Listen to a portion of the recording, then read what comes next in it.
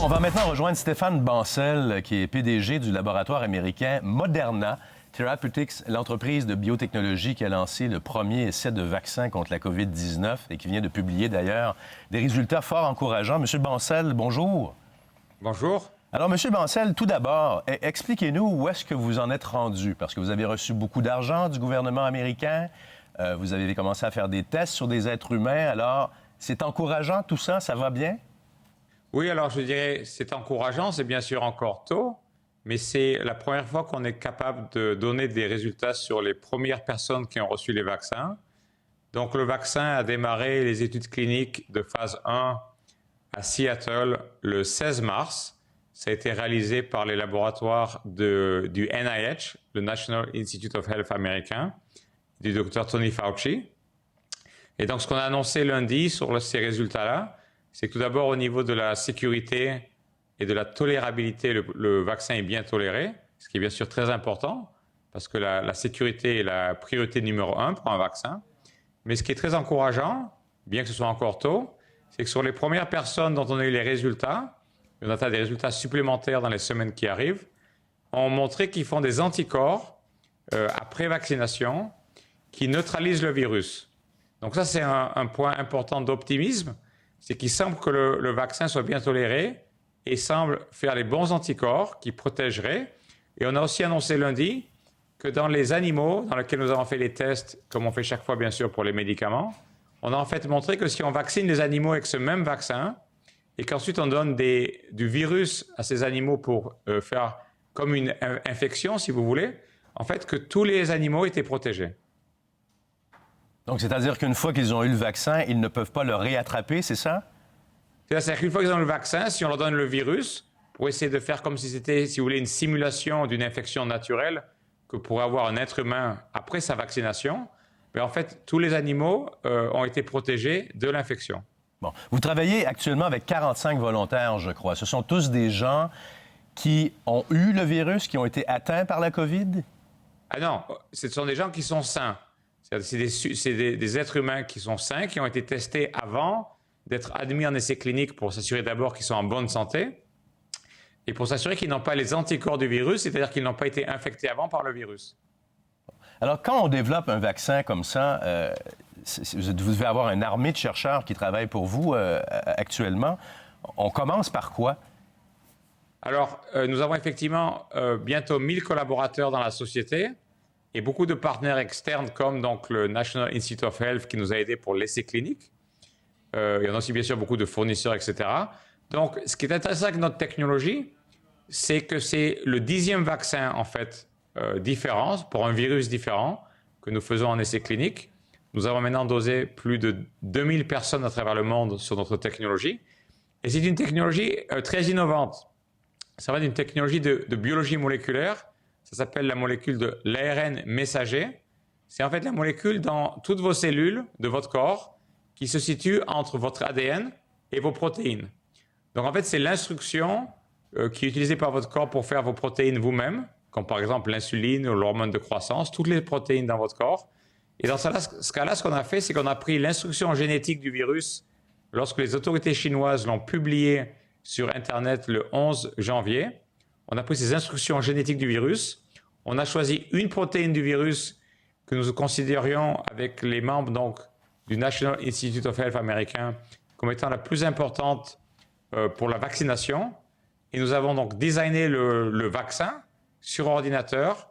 Et ensuite, nous avons commencé la production directe des lots d'essais cliniques en parallèle des tests fondamentaux, bien sûr, sur les animaux. Et une fois que le produit a été bien confirmé comme étant bien fait par rapport aux spécifications de fabrication, nous l'avons envoyé au National Institute of Health qui, donc, le 16 mars, a démarré la phase 1. Ensuite, la prochaine grosse étape, c'est bien sûr la phase 2, qui sera dans quelques jours démarrée sur 600 personnes. Donc, on augmente le nombre de personnes doucement, encore une fois, pour s'assurer de la sécurité des gens. Et on a annoncé lundi aussi que la phase 3, la dernière phase de test en essai clinique, devrait démarrer au mois de juillet, donc très bientôt. On n'a pas encore annoncé la taille parce qu'on est en train de finaliser avec la FDA américaine la taille de cette étude, mais ça sera plusieurs milliers de personnes. On communiquera bien sûr très rapidement la taille de cette étude dès que la FDA nous la confirme. Mais là, vous êtes conscient qu'en parlant à nos téléspectateurs comme ça, M. Bancel, vous donnez énormément d'espoir aux gens. C'est très encourageant. Et ça va très vite aussi. Vous êtes surpris par le rythme auquel ça va? Alors, ça va effectivement très vite. Pour vous donner une comparaison, lorsqu'il y a eu l'infection du SARS, qui, je me souviens, avait aussi touché le Canada il y a de nombreuses années, il avait fallu 20 mois entre la disponibilité de la séquence génétique du virus et le démarrage du premier essai clinique. Donc là, on a mis 63 jours, donc 2 mois. Donc on est allé pratiquement 10 fois plus vite. Et c'est vraiment lié à la technologie de Moderna qui est très, très nouvelle. Je pense qu'il y a des fortes chances que le vaccin soit utilisé parce que si une personne ou deux, par exemple au Canada, était protégée, le taux de transmission du virus diminuerait de manière très importante. Et ça, c'est vraiment important. Comme vous avez sans doute entendu parler... On développe une immunité, là. Exactement. Si vous aviez 50% des gens, plus tous les gens qui ont déjà été infectés au Canada naturellement, vous aurez en fait une immunité de la société canadienne qui permettrait un retour à la vie quasiment normale. Le temps file, M. Bancel. C'est fascinant ce que vous nous racontez et ça va tellement vite et ça donne beaucoup d'espoir. Alors, ce vaccin, si jamais vous arrivez à des conclusions positives, au mois de septembre, par exemple, ou un peu plus tard, on ne sait pas, est-ce qu'il sera accessible à tout le monde? Parce que vous recevez beaucoup, vous avez reçu quoi? Un demi-milliard de la part du gouvernement américain. On sait que M. Trump veut favoriser les Américains avant que tout le monde. Alors, est-ce qu'au niveau de la propriété intellectuelle, ce vaccin sera disponible en Europe, en Amérique du Nord, en Asie, partout? Ah oui, donc effectivement, j'ai la chance d'avoir passé beaucoup d'années de ma carrière dans le laboratoire Eli Lilly, qui est une grosse société internationale. Et donc, dès qu'on a commencé à travailler sur ce vaccin, je me suis posé la question avec mon équipe de comment on s'assure d'avoir beaucoup de doses. L'usine que nous avons dans le Massachusetts ne permet que de faire 100 millions de doses par an, ce qui est déjà un nombre énorme de vaccins, mais bien sûr pas suffisant pour la planète.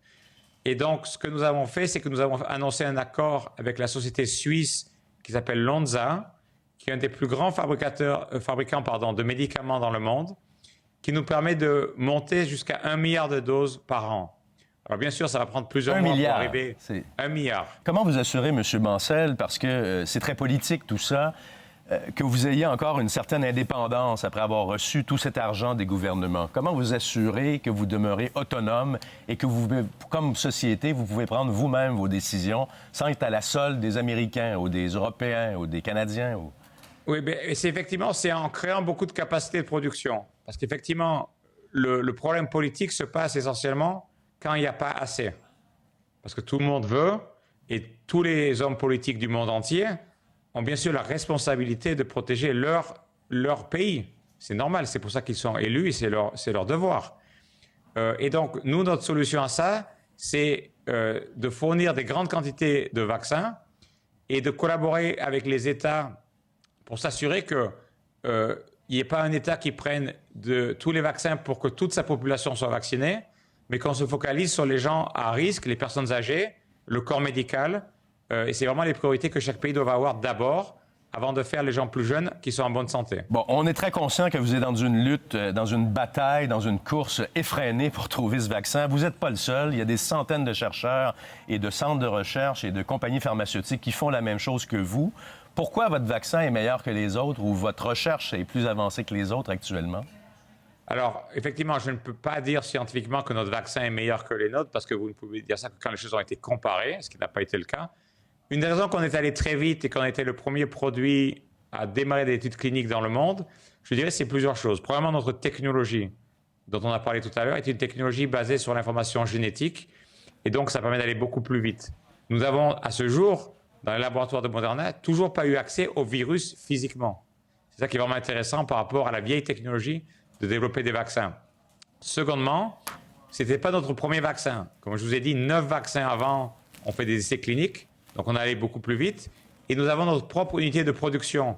Dans les nombres de vaccins que vous mentionnez, il y a en fait beaucoup de laboratoires académiques qui ont de la très bonne science, je suis sûr, avec des gens qui travaillent très dur, mais s'ils n'ont pas encore l'expérience industrielle de pouvoir faire des produits pharmaceutiques qui ont une réglementation très stricte, comme c'est important pour protéger les gens qui sont injectés par le vaccin, en fait, ça sera des temps très longs pour que ces vaccins-là, s'ils marchent scientifiquement, puissent démarrer des essais cliniques. Bien, M. Bancel, on était suspendu à vos lèvres. Je pense que c'est absolument incroyable d'être rendu aussi loin, aussi rapidement. On verra bien si toute cette recherche, toute cette technologie servira un jour et se concrétisera et que vous aurez effectivement les moyens d'en produire des milliards de doses. C'est ce que la planète actuellement espère et souhaite. Merci infiniment, Stéphane Bancel, PDG de la compagnie Moderna, de nous avoir accordé cette entrevue. Et bon Merci courage, beaucoup. bon courage. Merci. Merci.